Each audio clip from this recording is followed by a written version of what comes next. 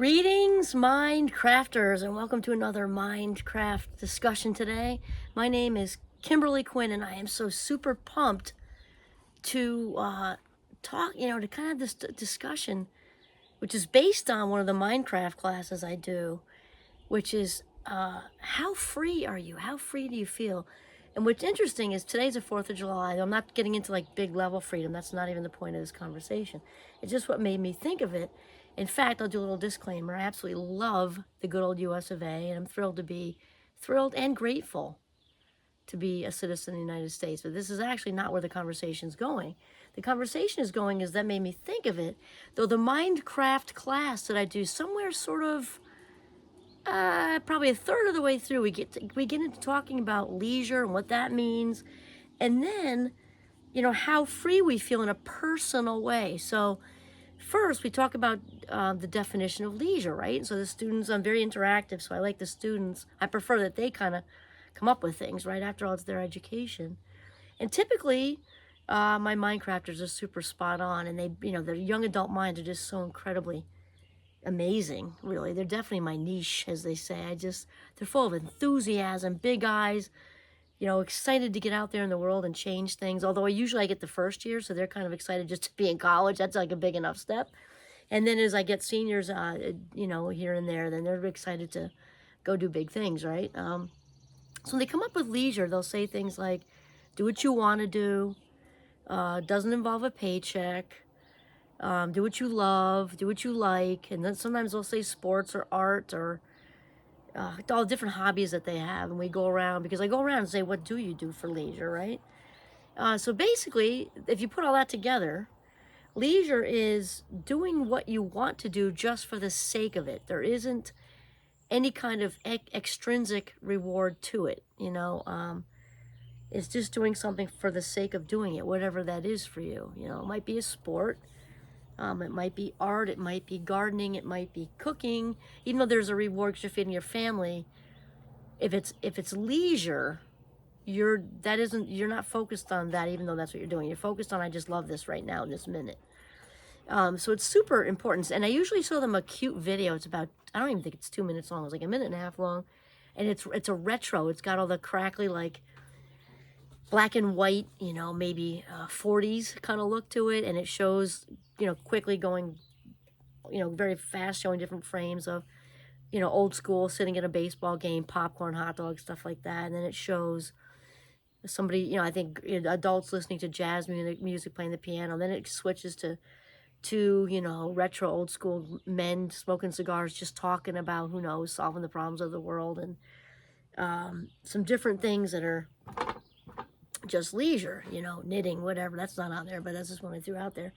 And so leisure is so important, and I think we can forget that leisure is important, and we can think that leisure is a luxury. And from a well-being standpoint, from a proactive, I was just having this talk with my husband, I think yesterday, maybe it was the day before. Well-being is a good word. It's just super broad. And I know for what I'm trying to do with Minecraft, all of it's important. The nutrition, physical exercise, I'm all about moving, and I'm all, eating right and all these other things. Our focus here is really proactive mind health. That's what we're talking about. Doing a rewire for the neurons and, focusing on that sort of thing. So leisure, in the big scheme of broad well-being, circling into the mind element, leisure is really, really, really important, because the brain needs a break. Even if it's still focusing on, making that good serve, or, focusing on, watching the waves come in or whatever. That's not the same as kind of that productivity, active. It needs rest. It needs to play. The brain needs to play. And so I'm going to kind of describe my cool activity to you, and it is really cool. I kind of came up with it myself years and years ago, and it was super thrown together. So what I do before class is I get 4 pieces of regular sized paper, usually different colors. There's some fun colors in the cabinet in the main office there, and I usually get like a pink and a green and an orange and a purple or whatever, and I write, I need tape for this, and then I need students to reach, because I'm vertically challenged and that won't work. So I do 4 stages of feeling free. And so the far end of feeling free is mostly free. Like, there's no such thing as 100%. Even Zen monks have a little wedge. It probably is the closest people to feeling completely free as there could be. And I'm a big fan of monks. But I put mostly free because nobody's 100% free really, right? So even if you're 99.9, so it's mostly free. And I use stick figures because that's my artistic genre. And so, and the big smiley face, and then the one right that precedes that is almost free. It's got a smile, but it's a little bit less. It's still good, happy, but not quite the, elation of the fourth one. Then the second one, because 4 is mostly free. Then 3, then 2. 2 has not very much, and it has like just like a straight line face. And then the first one is not at all free. So you kind of graduate to mostly free. So it's 4 stages. So the not at all free one has my little stick figure face with an upside down, like a frown. And then I just draw jail bars with little knuckles going like this. And it doesn't mean, obviously, maybe it's not obvious, metaphorically speaking, it doesn't mean like in jail. We're talking about personally free. And so there are 4 walls in the room, obviously. Maybe that's not obvious. I guess you could have a 3-walled room, but there are 4 in most rooms. And so when I go in, and my students rarely know what I'm up to, which is a good thing. I keep them guessing. And I bring tape, and I'll ask a couple of the tall students, usually 4. They do 1 each, and they have to be in a row. And I have them put the 1, 2, 3, 4 from not at all free to mostly free up on the 4 walls, up higher. And then they're like, what is she doing? What is she doing? What is she doing? So we'll sit down first, and we do our mindfulness minute. Of course, we do our gratitude. That's an everyday thing. They do that. Then after this, we talk about what leisure is. Again, I show them the quick little video, and all that takes up maybe 15 minutes of class tops. Then I say, okay, everybody stand up. I'm going to do a little stretch. And they're like, what is she doing? And then I tell them, I said, I'm not going to define this. You're going to define it in your own head, and then we're going to talk about it after. How free do you feel right now? I say, we're not, you can, now obviously freedom in this lovely country of ours rolls in, but there are lots of other ways to be free. But we talk about it after because I want them to evaluate without the confines of other people, even though, and then we process after. So I give them nothing, just how free do you feel? And obviously each year I've been doing this for a while, and I have memories of, and there's a pattern. Obviously it's a little different each time because there are different spirits in there, though there is still a pattern. And so usually I have a maybe like a short amount. I have maybe small amount. Last year I had 2, a year before this I had only 1. That was a 4, the mostly free. At the most I get 2 or 3. Oh, sorry, I didn't add this in. So there's 1, 2, 3, 4, and since life doesn't happen like that, I'll say if you feel like you're in between, not at all free and not so much, then stand in the middle of 1 and 2. If you feel that you're pretty free but not mostly free, stand between 3 and 4. So I usually get like not many, 1 or 2 at mostly free, and I get a bunch at not so much. Like I would say the majority are in the 2, 3 range, and not even leaning 3, leaning 2 to 2.5. Probably most of them are not so much into the 2.5, and then I'll usually get a very brave, handful of students. Usually a few, 3 or 4. They're in the not at all free, maybe 4 or 5 actually. So the point is, if you have 1, 2, 3, 4, just a couple here, a few between 3 and 4, the 2/3 of them are between 2 and 2.5, and then a handful at 1, not at all free. So then, obviously, I don't. Well, maybe it's not obvious. I'll say it's voluntary. I don't. Students are never. They're encouraged, definitely encouraged, but certainly if that's private and they don't want to say why they stood there, that's fine. And I say that, make a disclaimer. So I open it up, and usually it takes one brave Minecrafter to start the domino, because once 1 or 2 students start it, it really rolls. And we talk about, why? What are some ways first, generically, not, that can get in the way of our freedom? And they talk about, laws and rules and government. And they start with the big stuff, and that's all real. We're not saying that's not real. Then they get into in their lives. Again, most of them are first years, about because it's required for senior psych majors. So probably 2/3 of them are first years, it's maybe 3/4. And then there's juniors and seniors and sophomores mixed up in the rest. And they'll say parents, and they love their parents, but it is true. If you're 18, they still got a handle on you. They're paying for stuff probably. And they're talking to you every Sunday night, and maybe now they're texting, probably, they're involved. So parental expectations can limit freedom, and they talk about, and then right away money comes up, pretty quickly money comes up. So finances, then they talk about all the responsibilities. The expectations thing is huge for first years. They are really focused on that. I mean, it comes up in a lot of different contexts than the one we're talking about right now, actually. Parental expectations, expectations of the world, as they say it. They feel a lot of pressure on them from out there somewhere, and we talk about that too. Also, they get into, again, finances. Some of them, there are strings related to the money being paid for college, and then there's the flip side of that where some of them are barely scraping by just to be there, and they're trying to do internships and things. That's usually my seniors and juniors that are trying to do unpaid internships and do work study and do classes and that sort of things. There's no time left to do anything, or very little. Then they talk about time because they've got college workload. Most of them have a part-time job, not everybody, but then again, the internship thing is part of most majors, so they've got that as well.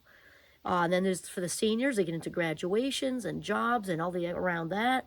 And then usually this comes up last, but they'll get into that freedom, their personal freedom can be limited by mental health reasons. And as I'm sure you know, this current generation is the most anxious and depressed generation of young adults the United States has ever seen, which is one big reason why I'm doing all kinds of different things with podcast and Instagram right now. The Stress Outlet is so much fun, which, by the way, is a Insta page for overwhelmed young adults. Tap in, and I didn't put an age. I started with an age, but now I'm not doing that. Basically, college, 20s, whatever works. And so they get into that, and then they start talking about, they really open up, because the Minecraft crew, it's a small class, usually doesn't exceed 15, and intentionally, and they really are very tight by the end. So they start to talk about it and how much anxiety, that they're going through their day, like an otherwise good day, in addition to all the other stuff, the expectations in school and majors and grades and all these obligations that they feel, and keeping social and fitting that in and all this other stuff. They get into the anxiety and diagnosed or not is not the point. You can be diagnosed, but you can not be diagnosed. And just taking the big leap to college, and all the what if thinking starts when you're on your way to the class, and what would have been an otherwise good morning has been ripped away from you by, all this fear-based thinking, or they are diagnosed, or somebody struggles with depression, so they get really honest. And so where I want to jump in with that, because I think it's so important to evaluate how free you feel, regardless of what your age range is, because your different stages of life are going to have different phases of that. You might feel really free for a while, and then you've got teenagers, and they could be the best teenagers in the world, right? And it's still, now especially they can drive, now they're out there, and you feel like you can't go anywhere on a Friday night because what if they call and you're not, even with cell phones, it goes on and on and on. And then, you get into, if you're taking care of older parents like this, it's going to be like this. But it's super important, I think, to evaluate how free you actually feel with yourself. You can, whatever you say to other people is whatever, but to get real with yourself is super important. How free do I feel today in this skin right now? It's really important to know that, and to evaluate why you landed at a 2.5 or a 1.5, or maybe you're a 1.75 or a 1. And if you're a 4 or an almost 4, great, good for you. It's just really important to know, just like we have all these other, with well-being, big broad thing, right? We evaluate all kinds of other things. We don't often take the time to get real with ourselves. My mastermind friend Nathan has this Be Real t-shirt. I love it. I mean, just get real with yourself. How free do I feel right now? Because only when we have that awareness can we make changes, right? So here's what I wanted to share with you. My new thing is I'm trying to really hydrate. I naturally don't like to drink a lot of water. I love seltzer water, but I just threw that in here because it's like it's a positive change I'm making, but it's a little bit of a heavy lift right now. Okay, so where was I going with that? Several years back, I could not have scripted them better, and this kind of thing happens most of the time when I do the exercise, but it wasn't as overt as it was this one particular year. This was before the pandemic, and I have time discontinuancy, so I couldn't tell you if that were 8 years ago or 5 or 4. It was longer ago, and there were a group of, and that was before it was Minecraft was a requirement. That goes back a ways, because it was more of a mix. Seniors and juniors got to be in there first because it wasn't a requirement yet. It was different. So I had fewer first years then. So I had like 3 seniors, maybe 1 junior, at the almost like mostly free. They stood over by the number 4, and I had a handful of first years standing by the 1, not at all free. Very close to that, and they're all nervous and standing there, and the seniors, and of course nobody. I kind of accentuated that. I don't know if they were nervous. I just know they were first year standing over there, kind of looking around, and and never ever forced to say anything, so that was fine. But then the juniors and seniors, as if I scripted them, I said nothing to them. They automatically, after we went through the whole thing and everybody was talking about the finances, the parents, the expectations, school, majors, jobs, graduate, all of it, and mental health came up. Oh my gosh, I think there were 4 of them. Anyway, they turned away from me. It's like I wasn't there. It's kind of like when you're a parent and you're driving and you have teenagers in the back seat, and then they forget you're driving, so they talk about stuff that they wouldn't have normally talked about. It was kind of like that. So then the upperclassmen turned around and looked straight to the little first years and looked straight at them like I wasn't there and said, "It's going to get better. It's going to get better." And they one after the other said, we were there. We were there as first years too. We were nervous and scared. We had the parent expectations. We had this, we had that. And then they started individually saying, "I had overwhelming anxiety. It took everything I had in me just to walk to class. I was nervous and scared, and I was afraid to not go because the professor would be mad at me, or miss this or miss that." Another one said, "You have no idea. I was really struggling with depression. It was a huge leap for me to come to college. I missed my parents and my dog and whatever and it's going to get better." And all 4 of them, one was ADHD, I think, I forget, but all 4 of them had something. And even if it wasn't diagnosed, they had something. They were diagnosed, a couple of them though. And they said, "It will get better. We promise you." We would have, had we done this 3 years ago, we would have been standing there, and now we're standing here.